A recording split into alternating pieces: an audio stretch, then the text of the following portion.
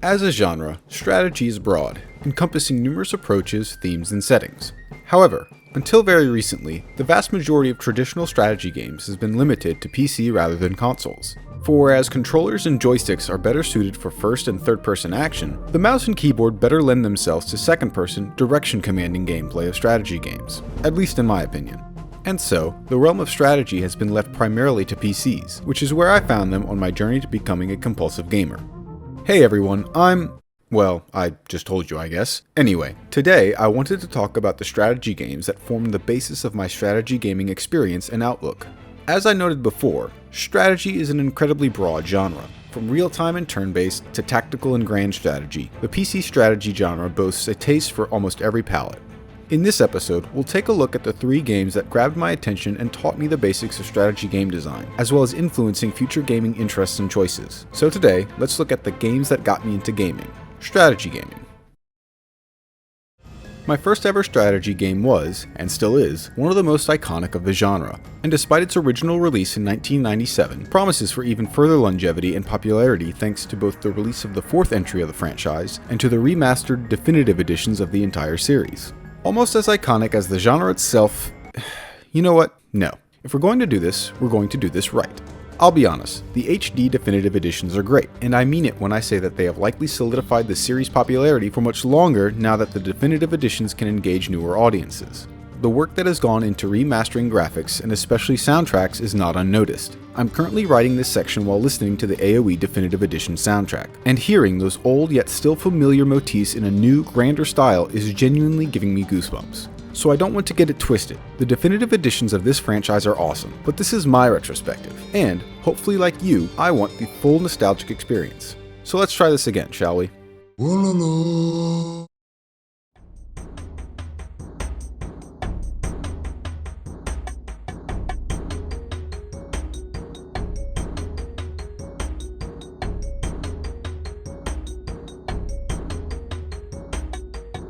When it comes to the real-time subgenre of strategy games, there can be fewer more closely associated to it than Age of Empires. As the forerunner to a series that follows the history of human development, conquest, and the tales of some of the most famous, or infamous, you guessed it, empires, the first Age of Empires was my first glimpse into the world of PC strategy gaming. I thoroughly recall my first exposure to Age of Empires. I was watching my uncle play it at my grandmother's house. The youngster that I was, I had zero context for what was happening on the screen. All I saw was a collection of shirtless dudes picking away at a bloodied elephant carcass. As one of them walked away with what I considered an impressively sized steak, I remarked, you gonna be able to eat all that? To my uncle's credit, he denied my request to have a go at Age of Empires, due to its T for Teens rating. Looking back on it, this was probably less due to the game's violent content, and more likely due to my uncle's fear as to the reprisal that would be enacted upon him by my mother should she have found out I was playing a T-rated game. And look, fair. Eventually, after a meeting with the UN and the Council of Hispanic Mothers, the threat of the chancla was removed, and I was given permission to play my first ever PC strategy game. Of course, as a mere child, much of Age of Empires' intricacies and historical scope eluded me. While the game had a number of challenging historically inspired campaigns, I was unaware of their significance, structure, or historical parallels.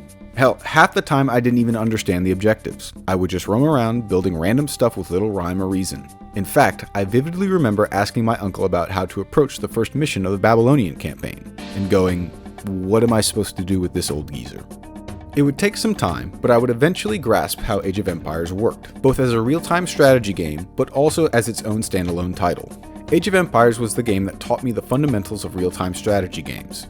Base building, resource gathering, army construction, and the most central concept of adversarial games, faction colors and the eternal struggle of red versus blue. Diabolical. For the most part, early on, I stayed away from Age of Empires' historically inspired campaigns, as their specialized structure and pacing wasn't what I was looking for at the time.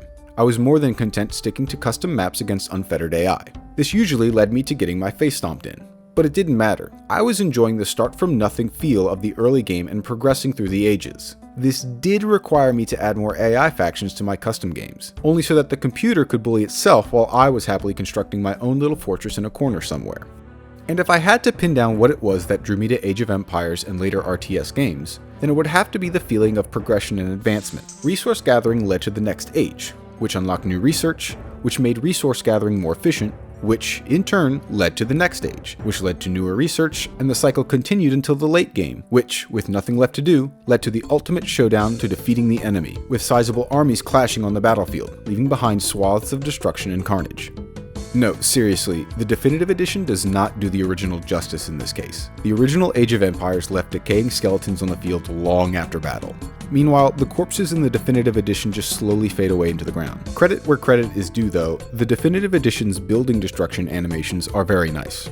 The pacing of Age of Empires provided the perfect payoff for the effort required to get to that point, and once the game was done, well, you get to do it all over again. But maybe this time, try something new, a different approach with different challenges. Try a new faction or a new map. Alright, now for the point of this section where I disappoint you or make you angry. Likely both. So I have since played Age of Empires 2 and 3. However, I played Age of Empires 3 first, and I only relatively recently started playing Age of Empires 2. I'll talk about my affinity for AoE 3 later down the road, but just know that while yes, I am aware that Age of Empires 2 was and still is a cult classic, mainly due to its multiplayer, I have to honestly say that it doesn't quite do it for me as much as the other entries. I mean, it's good, and I enjoy playing it, but I think that the original Age of Empires has too much of a nostalgia factor to compete with, and Age of Empires 3 did a lot of new stuff that sets it apart from the franchise as a whole. I know that for some, those characteristics may make it a bad Age of Empires game, but I found Age of Empires 3 to be enjoyable with them. And alas, I have yet to play Age of Empires 4, although I do have it and intend to play it, but maybe after giving the definitive editions a proper go. Oh, and yeah, I never played the Rise of Rome expansions until recently either.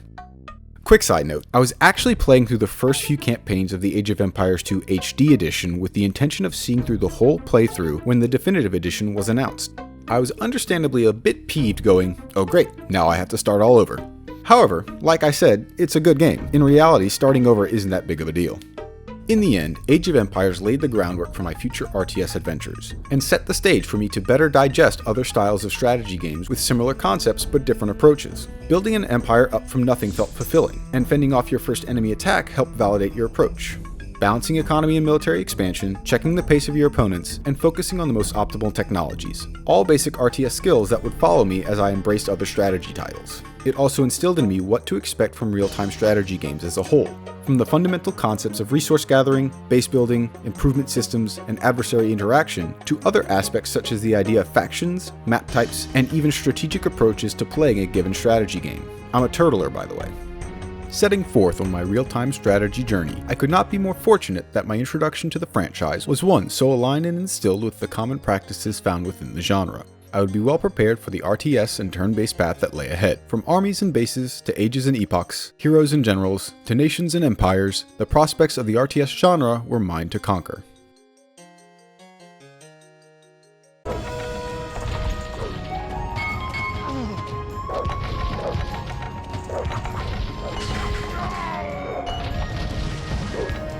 Providing me with both genre-defining mechanics as well as a taste of the historical capacity that such games can provide, I looked forward to what the real-time strategy subgenre could hold, and how they could further seize on my enjoyment of the slow march of progress from humble beginnings to development and prosperity, and finally to ultimate victory. In the grand scheme, I can think of no greater title to serve as my introduction to strategy gaming than Age of Empires.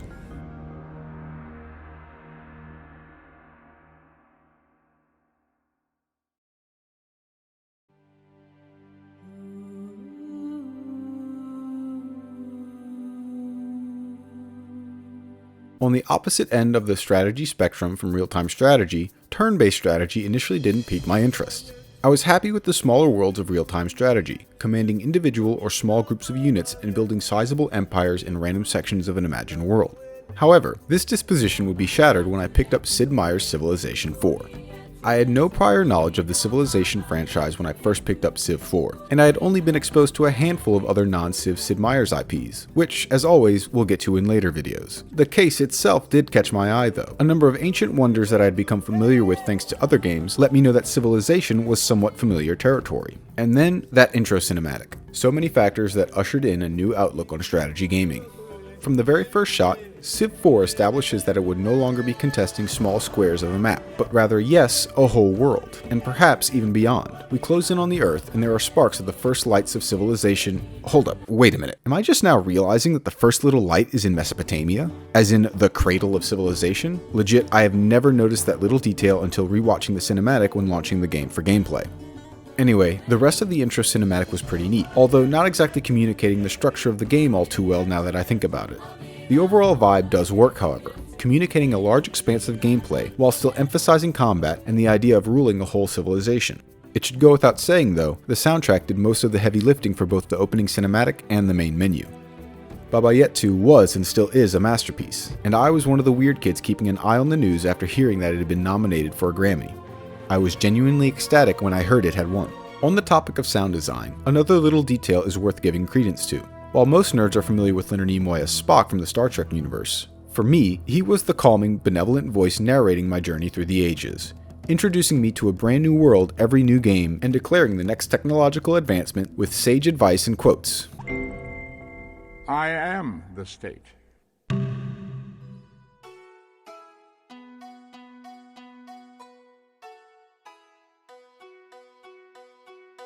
In a sense, even in Civ 4, Leonard Nimoy came to embody the same concepts that Spock embodied for fans of Star Trek: the importance of science, logic, and intellectual curiosity. Trekkies, please don't come after me if that isn't correct. Also, simply being exposed to all the types of different languages via the in-game unit chatter just feels like it had a latent positive effect on me. Civ's game model eschewed resource gathering in the traditional RTS sense, focusing more on interconnectivity of trade routes and strategic resources. Cities are the most important feature of your civilization, with all other aspects emanating from their growth and productivity. Forming armies or building structures is based on a city's surroundings, rather than how much one can harvest materials from nodes. Cities aren't solely for churning out units or buildings either. Production is joined by wealth and research, as well as faith in later games. The very building blocks of your city point to a more robust approach to strategy games than traditional real-time strategy.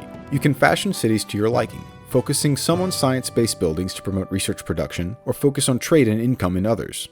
Tile improvements follow the same approach. There are numerous ways to improve the land around your cities. It just depends on what type of strategy you are taking. Civ 4 was... What? Oh, sorry everyone, let me just deal with this guy real quick. Yeah, real surprised. But that's another thing I really liked about Civ 4. Each leader felt in some way like another player, not just another AI to occupy the map. Unlike in other RTS games that I played, you could actually negotiate and coordinate with Civ's AI. On top of that, they all had personalities that highlighted their strategies and in-game approaches.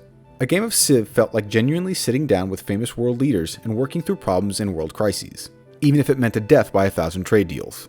Anyway, Civ 4 was great at introducing me to the 4X subgenre of turn-based strategy games. When it comes to the other Civ games that I've played, each has some facet or mechanic that I really enjoy, as well as ones that I don't. Even after getting my hands on other Civ titles, I still feel that Civ 4 is one of the most accessible. Not to say that it doesn't have its own drawbacks. The introduction of the hex system and eliminating doom stacks in Civ 5 addressed some of my own personal criticisms of Civ 4. And while the district system and retuned city-states make Civ 6 a very close second favorite, Civ 4 is still worth revisiting. And yes, a healthy amount of nostalgia may play a part in that. I do appreciate that they brought back the Wonder Construction cinematics in Civ 6 though. But you want to know the one mechanic that I want brought back in Civ? It's got to be the palace customization from Civ 3. Civilization 4 was the game that opened my eyes to a different type of strategy game. It showed me that there was more to strategy games than building bases and amassing armies. It showed me that conquest was not the sole means of success, that it was only one of many, and not always the most viable or efficient option. It showed me that the slow march of time, all 500 turns of it, can be an epic adventure, and there's always more to do, to build, to achieve. Civ 4 showed me that I can start playing at 8 at night, and after a few minutes, look up, and oh wow, it's 3 o'clock in the morning. Civ 4 showed me that a strategy game doesn't need to be fast-paced, that it can be relaxing while still challenging, profound while still fun, and, most importantly, it showed me how addictive just one more turn can be. Alright, it's time for the wildcard. Most of the strategy games I played back in the day, and even now, tended to gravitate towards historically inspired themes and settings, or at least in some way related to those similar titles. However, Earth 2150, Escape from the Blue Planet, was my first foray into more unique settings. Alright, let's get these disclaimers out of the way first. So, for starters, up until I was writing the script and heard myself saying it as such, I had been pronouncing the title as Earth 2150. This was my initial reading of it, and it hadn't even occurred to me that 2150 was significantly easier and more efficient to say. We'll see how often I switch between the two in the ensuing script. I regret and apologize for nothing. And next, so I actually was loaned my copy of Earth 2150 from a family friend. I had no other exposure to its story or setting beyond the box cover and the understanding that it was an RTS. It was not until a few years ago when I searched for Earth 2150 on Steam, and lo and behold, it turns out that 2150 is the middle entry in a trilogy of series, preceded by, reasonably enough, Earth 2140, and followed by Earth 2160. 2160 being more interesting to consider given the catalyst for the story in 2150, but we'll get to that.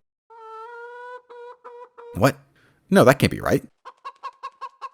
Yeah, I said it was part of a trilogy. What do you mean, another trilogy?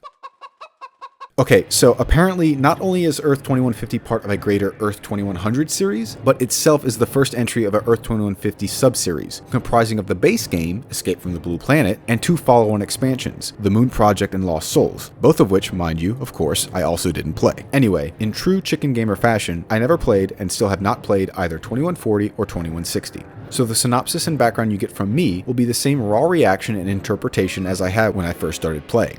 So here we go.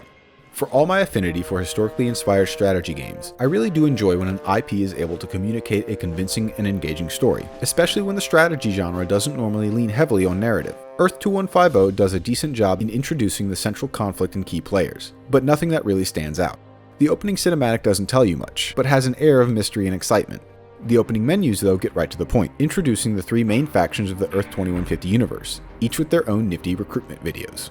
And this is where we see one of the many unique little features of Earth 2150 that initially won me over, and which in some cases I have yet to see in any strategy game since. Throughout the game, similar cinematics will pop up based on world events, research achievements, or story-critical events. The best part is that they are all framed in propaganda-style videos.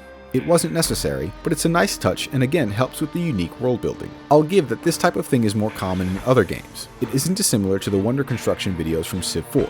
However, as we continue looking at Earth 2150, we'll see that there is more the game has to offer than what lies on the surface. Anyway, back to the main menu, we are introduced to the main factions, the Eurasian Dynasty, or ED, the United Civilized States, as the UCS, and the Lunar Corporation, or LC. Each faction not only has a unique look, unit roster, and tech tree, but each also has a unique campaign. In fact, each faction plays the same story from their own perspective, and in true Brink fashion, there are even some instances of crossover. The overarching story is simple. Okay, maybe it's a little convoluted. The conflict preceding the start of Earth 2150, I assume those of 2140, were so devastating that they have knocked the Earth out of orbit, and it is now on a collision course with the Sun. The remaining factions of humanity must scrounge together the Earth's remaining limited resources to create a means of evacuating who they can and escape the Blue Planet. For all the great things I will commend Earth 2150 for, world building in-game isn't exactly its strong suit. Luckily for me, the physical copy I had came with a manual that I fondly remember flipping through, particularly when it came to the description of the game's units. The manual also had brief descriptions of the lore of each faction, which is the only thing that helped me frame the game's setting. According to the manual, the Eurasian Dynasty is the result of a long march that started with the conclusion of the Great Nuclear War in the late 2040s. Generals from Greater Russia wandered east and established a Khanate in Mongolia, which was relatively untouched and unthreatened by the nuclear fallout. Soon, via conquest, this Khan dynasty would develop into the Eurasian Dynasty. The dynasty then engaged with a massive war with the UCS, we'll get to them next, in the 2140s, in which the ED saw horrendous losses, and as a last-ditch effort, resorted to nuclear weapons, particularly aimed at the North Pole, for some reason. The result of which was the Earth being knocked out of orbit, setting the stage for the events of Earth 2150. Gameplay-wise, the ED is arguably the most basic. All of their units are either track or wheel-based, and their air force is made up exclusively of helicopters, which never becomes a problem. The units and buildings have a rusted Fallout-y vibe, and as is the case whenever a Russian-esque faction is present, the name of the game is the Zerg Rush, at least in the early game. Tanks, and a lot of them, are your primary workhorse in the ED army until more robust units and weapons become available. Otherwise, the ED don't have much crazy going on, which changes as we get into the other factions. They also don't have much in the way of anti-weapons of mass destruction capabilities, which means they are significantly more vulnerable in the late game.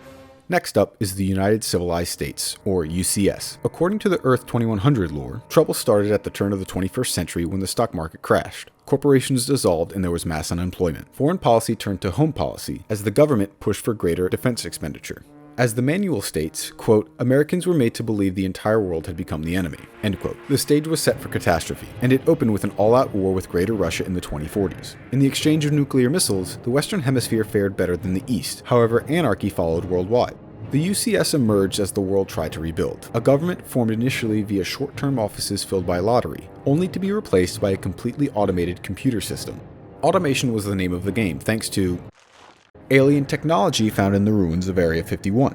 Robots became the norm for fulfilling day-to-day needs, from the menial all the way up to the highest roles of government, including defense. The Golan system, which controlled the automated military system, ran simulations to determine its decision-making, one of which miscalculated its probable success in a war with the ED. And so, in the 2140s, Golan initiated an invasion of the ED-occupied British Isles, kicking off the previous decade's major war that culminated with the nuking of the North Pole. Quote, Golan was clearly unable to deal with this information and completely shut down. Okay, so the UCS army is pretty cool. The vast majority is made up of these ATTE-style walkers, which, as a fellow bipedal digitigrade, I am quite partial to. While the ED rely on 105mm cannons, the UCS rely on chain guns until you research their plasma guns. Personally, I found these far more reliable than the ED's laser cannons. The latter required continuous hits to be effective, whereas the former dealt heavy damage on every hit. Other than that, the UCS arsenal also comes with some neat tricks such as mobile resource harvesters, cloaking devices, teleporters, and plasma cannons. Finally, we have the newcomer, the Lunar Corporation. Originating as an independent research company backed by wealthy benefactors, in 2014 the LC bought NASA, and in 2034 completed construction of an orbital city, just in time for its wealthy, soon-to-be inhabitants to escape coming conflicts. Orbital City 1 was soon followed by a second iteration, and finally by a full-fledged moon colony. After some growing pains and severing all ties to Earth, the lunar colony prospered, aided in its technological progress by the discovery of deserted alien bases on the moon. While the major powers of the Earth were embroiled in continued conflict, the LC looked to the celestial horizon, traveling to Mars and setting up the foundations for future colonization. The importance of this project finding new gravity as the Earth was set on its collision course for the Sun. The LC required one final donation from its former home, the last bit of raw materials to make the Mars project and the survival of the Lunar Corporation a reality. And so, they returned to the Earth, into the last Great War. When it comes to gameplay, the Lunar Corporation is actually one of the most streamlined. Construction and resource gathering is all done without middleman units such as builders or miners. All ground military units double as water units as well, given that they are levitating. What's more is that the LC has a decent arsenal. If there's any drawback, it's that the LC units tend to be somewhat squishy compared to other factions' late-game roster. Also, the LC's power system is reliant on the sun. The LC solar panels only work in the day, and batteries must be charged for the night, meaning that the LC bases are extra susceptible to night raids. And here is where we see some of the small little mechanical details that really makes Earth 2150 shine. The day and night cycle of the game isn't just there for aesthetic purposes. Instead, it has mechanical effects on gameplay. Not only is the LC power system based on the day and night cycle, but so is unit movement, line of sight, and the light system.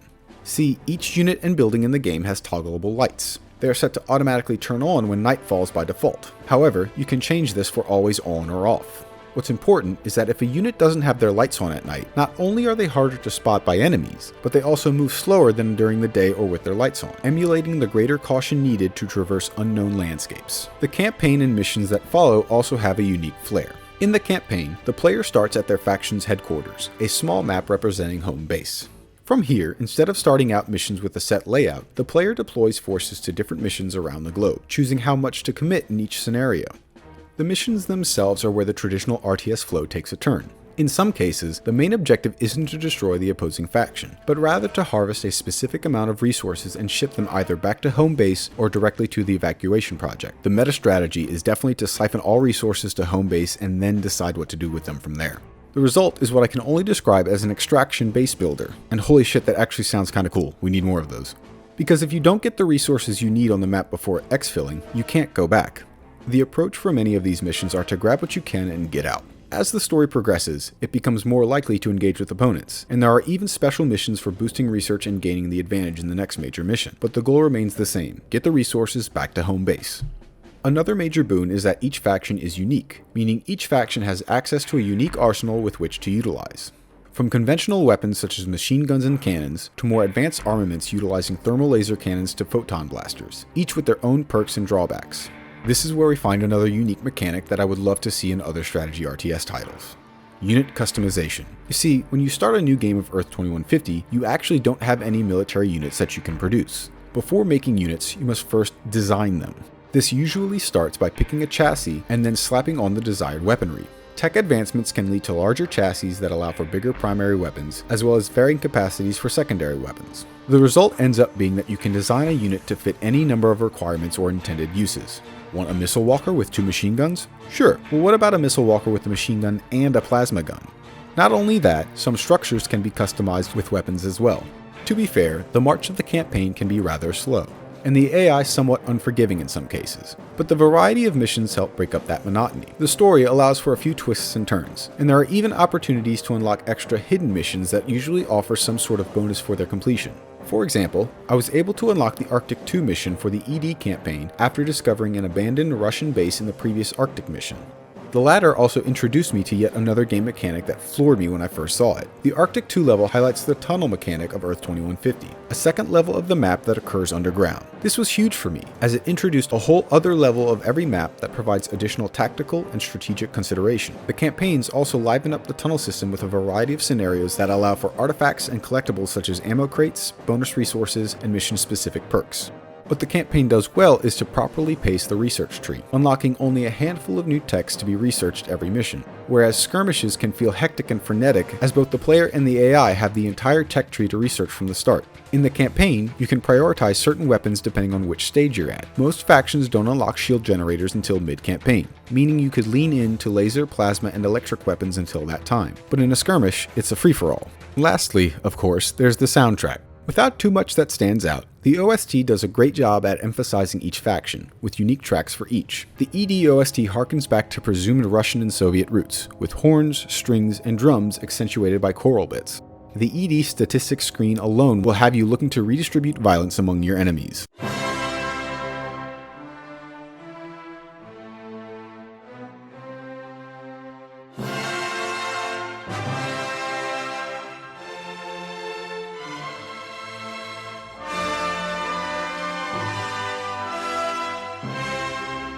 Also, my favorite track, ED Day 3, also happens to be the most played track from the game's entire OST according to Spotify. At only 14,000 plays, I don't know how much that actually matters, but still.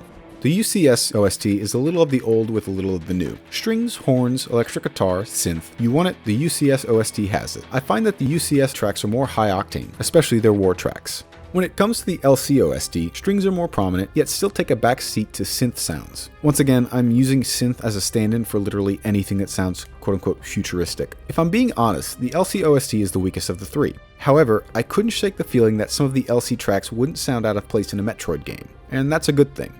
I thoroughly enjoyed Earth 2150 as a youngster, and while it wasn't exactly the most robust RTS I played, it left a lasting impression. The campaign, unique factions, and world all drew me in and had me playing for hours. If anything though, what really endeared me to Earth 2150 was all of the little mechanics. The day and night system, the light system, the tunnel system, the multi-screen system, the small graphical changes to units as they were upgraded, even purely aesthetic things such as snow accumulating on buildings and units, how units showed sustained damage, or how unit audio became more and more distorted based on the amount of damage taken. One big thing was how units formed into a platoon moved. If traveling large distances, the platoon would consistently stop and regroup, instead of leaving a long, vulnerable trail. On top of that, you could customize how simplistic or complex you wanted your units to be. You could set them to immediately fall back if they sustained a certain percentage of damage, or emphasize closest target or weakest target, on top of the normal selection of unit behaviors such as escort and guard. Earth 2150 was surprisingly deep in some areas, and probably more than it needed to be, but that's what made it great. My first forays into the realm of strategy games are marked by some of the greatest entries of each respective subgenre, as well as a few obscurities. Age of Empires established what would become standard practice for most any RTS game I picked up, whereas Civilization 4 would ruin me, spoiling most other grand strategy experiences as I looked for Civ-like experiences, and instead just ended up playing more Civ. I'm still meaning to get into titles such as Crusader Kings, Europa Universalis, and Stellaris, but damn it, Civ knows how to keep me coming back for more. And finally, Earth 2150 taught me that I can look outside my normal repertoire and find enjoyable, engaging games in settings I otherwise might not have expected them, and be surprised with the level of detail and customization that, honestly, more strategy games should have, even if the control scheme is a bit bonkers. What do you mean the left mouse button is select and movement?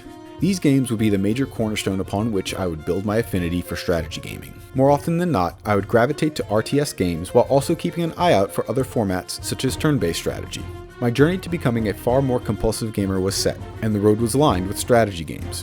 What more could a gaming chicken ask for? Hey everyone, thanks for watching the video. If you enjoyed it, please give it a like, subscribe to the channel, and share both wherever you think others may be interested. The next games that got me into gaming is already in production, and I'm really excited as I get to talk about the more specific subgenre of strategy games that I enjoy, which includes some of my favorite titles. Hope to see you then. Thanks again. See ya.